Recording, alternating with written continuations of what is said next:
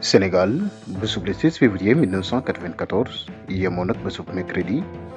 doon bés bu kenn dul fàtte ci Sénégal ndax ay jéye yu ci amoon.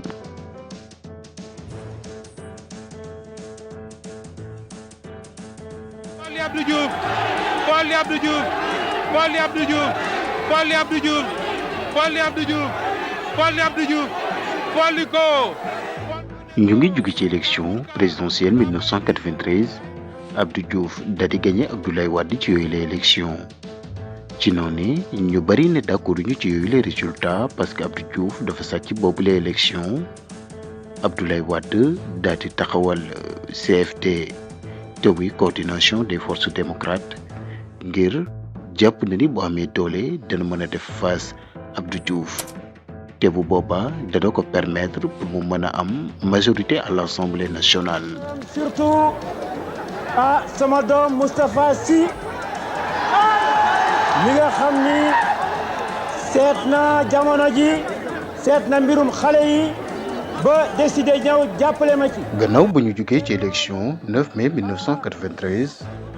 Abdou Diouf daal di gagné yooyu la élection amoon majorité à l'Assemblée nationale ci kanamu Abdoulaye Wade Abdou Diouf amoon lu toll ci 56,56% maanaam lu toll 602 171 voix am 84 députés Abdoulaye Wade topp ci am lu toll ci 30,21% 321 585 voix am lu toll ci 27 députés ci noone ñu bari jàpp ni élection yi dañ ko sàcc ñu doon xaar vice-président bu conseil constitutionnel mu war a joxe li nga xamante ni moo di résultat définitif yi muy maître Babacar Seye ci noone mu jóge bërëbu liggéeyukaayam dem fi nga xamante ni moom moo di këram am ab ndaamaar bu ko topp daal di koy sox ay bal ba mu jaaree fa ñàkk bakkanam. yemoo nag bésub le 23 mai 1993 maître Babacar Seye ñàkk bakkanam mu doon mbir mu doy waar loolu daañu ñëw ci boobule assassinat ci lu yàggul dara incha allah. gannaaw yooyu l'élection législative sénégalais yi xam ni kii nga xamante ni moom moo di Abdou Diouf dafa bëgg a sàcc élection yi te deewu maître Babacar Seye du lu naturel ndax seetal ki ñu rey ngoon sa rek ñu dem jàpp ci maître Abdoulaye Wade loolee waral ay manifestation yu bari ci réew mi ba ñu bàyyi ki nga xamante ni moo di Abdoulaye Wade ci noonee Abdoulaye Wade ak waa CFD te muy coordination des forces démocrates daal di organiser seeni marche pacifique Serigne Moustapha Sy Al Maktoum moom it ci wet ga daal di organiser ab conférence fële sa Njaxate gannaaw weer ba élection yi jàllee ci noonee nguuru Sénégal daal di bañ boobule conférence ne buñ ko organiser lan moo waral ñu tere boobule conférence parce que Serigne Moustapha Sy Al Maktoum dafa amoon ay révélation yu mu waroon a def rax ci dolli nguur gi daf ko yàggoon a ndax conférence 13 février 1993 bi mu defoon doon défendre Seydi Cheikh Ahmed Tidiane Sy Al Maktoum. mais lii indi article mooy mu ni Serigne Cheikh ñu ngi jëm ci élection dama bëggoon nga defal moom mouvement de soutien Serigne Cheikh ni ko mënu ma daal la xew 88 yëpp xam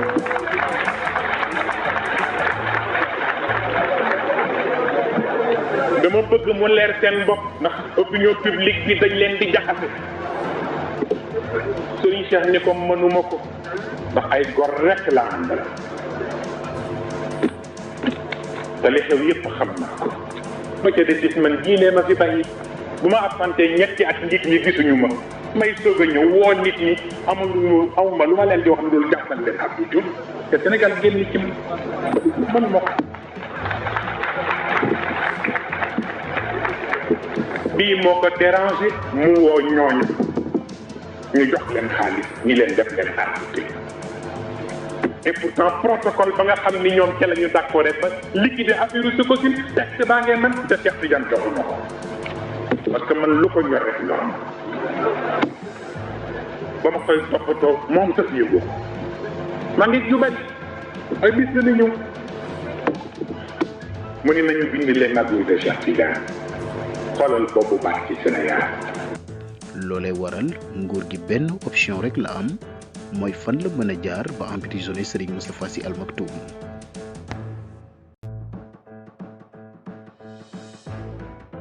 gannaaw boobule conférence Serigne Moustapha Sy Al Maktoum donte di interdiroon nañu ko pour mu bañ a dugg jaxate Serigne Moustapha insisté ni moom dafay dem fa li nga xamante ni moo di jaxate loolu vidéo boppam la dañ ci ñëw indi ci ay yaatal yu bëree bëri ci doone Abdoulaye Wade xam ni état bi benn bëgg-bëgg la am mooy tëjlu Serigne Moustapha Sy Al Maktoum moo ne tey ma ko envoyé invitation pour bu ñëw rejoindre ñu ci CFD te muy coordination des forces démocrates ndax CFD du PDS rek moo ko composé woon amoon na yeneen ni parti comme parti Landing Savané ak yeneen ni parti yu mag yi nekkoon fii ci Sénégal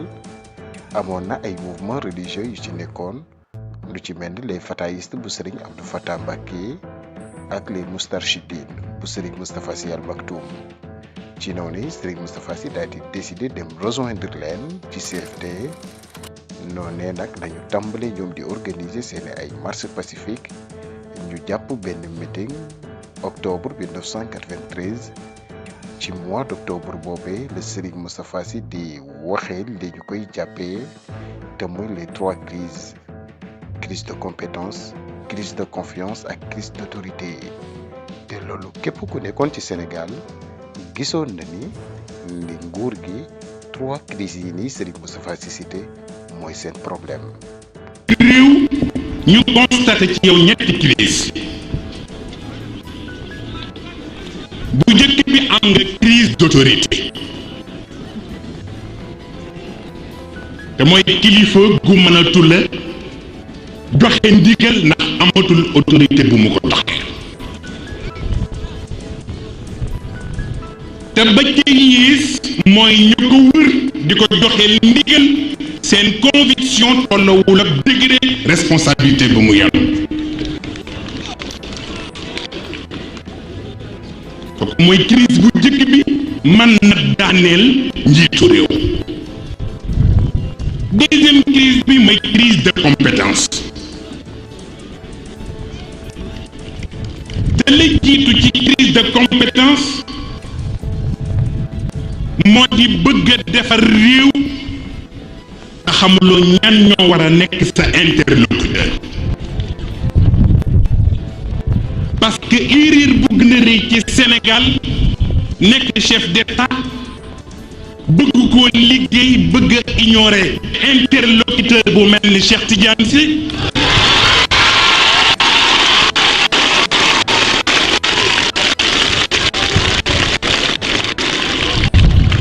Cheikh Tidiane Sy moo waxoon ni fi yàlla war a tëdd buñ ko fa yëkkatee dana bàyyi kàmb bu nga xam ne lu ne dina ñëw mi kàmb ga du fees. ñetteelu crise bi mooy crise de confiance te mooy kilifa gu dem ba kenn wóolootu la loo tëral muy échec waaye ñetti crise yi kilifa gu boole ci réew kon nga sàkki pexe. L'arrestation hier de Cheikh Moustapha Sy, un jeune marabout qui est l'un des plus puissants chefs religieux du pays. Une interpellation qui semble-t-il en rapport avec des propos virulents tenus par l'intéressé il y a quelques jours lors d'un meeting du PDS, le parti de Maître Abdoulaye Wade. Cheikh Moustapha Sy est à la tête de la confrérie la plus importante numériquement dans le pays. Son portrait tout de suite avec Nicolas Balik. Âgé d'une quarantaine d'années, Moustapha Sy est le fils de l'un des plus puissants chefs religieux du Sénégal. Considéré comme un érudit de l'islam, il est lui-même responsable d'une association tidiane à but éducatif, le mouvement Moustarchidine ou Al-Moustarchadit, bien implanté notamment parmi les jeunes. Mais c'est surtout sur le plan politique que le marabout défraie la chronique depuis le début de l'année. Peu avant les élections présidentielles, il avait tenu des propos extrêmement virulents à l'encontre du président Diouf, lui-même tidiane, tout en apportant son soutien à son rival Abdoulaye Wade. Et il semble que ce soit précisément les déclarations de Moustapha Sy lors d'un meeting du Parti libéral la semaine dernière à Dakar qui ait provoqué les foudres du régime. Après avoir fustigé l'action du pouvoir en place, l'enfant terrible des Tidianes avait en effet affirmé détenir des documents ayant trait à l'assassinat en mai dernier du vice-président du Conseil constitutionnel. Maître Wade, en tout cas, condamne l'interpellation du jeune marabout y voyant, après sa propre inculpation dans cette affaire, un nouveau signe de la volonté du régime de déstabiliser son parti.